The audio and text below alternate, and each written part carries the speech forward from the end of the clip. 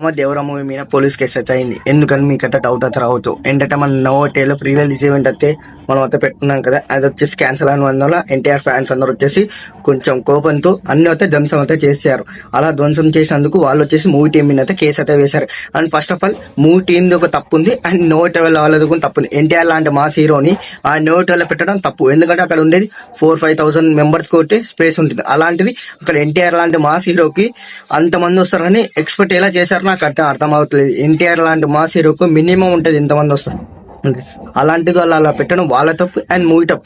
అలాంటిది వాళ్ళు movie team మీద కేసు అయితే వేశారు. ఎందుకు ఇవన్నీ ధ్వంసం చేశారు, మాకు 33 lakhs నష్టం పరిహారం ఇవ్వాలని అయితే కోరారు.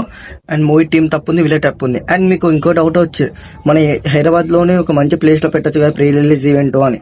ఎందుకు పెట్టలేదంటే వినాయక చవితి సందర్భంగా అక్కడ వినాయక నిమజ్జనానికి సగం మంది పోలీసులు అయితే వెళ్లారు. ఈ ప్రీ రిలీజ్ ఈవెంట్ కి సగం మంది పోలీసులు అయితే రాలేరు, ఎందుకంటే క్రౌడ్ ఎక్కువ ఉంటుంది వినాయక చవితి కాబట్టి అని అయితే చెప్పారు.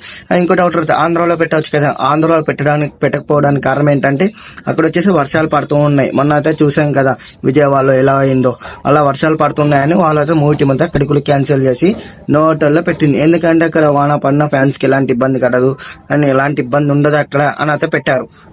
అని అక్కడ వీళ్ళు ఆలోచించింది పాయింటే, అండ్ వాళ్ళకి జరిగింది నష్టం. అండ్ దీనికి మొత్తానికి వచ్చేసి ఎన్టీఆర్ దేవరా మూవీ టీం అయితే పెట్టారు. And sorry. అండ్ ఈ విషయంపై మీరేమనుకుంటున్నారు కామెంట్ అయితే చేసి మన ఛానల్ సబ్స్క్రైబ్ అయితే చేసుకోండి.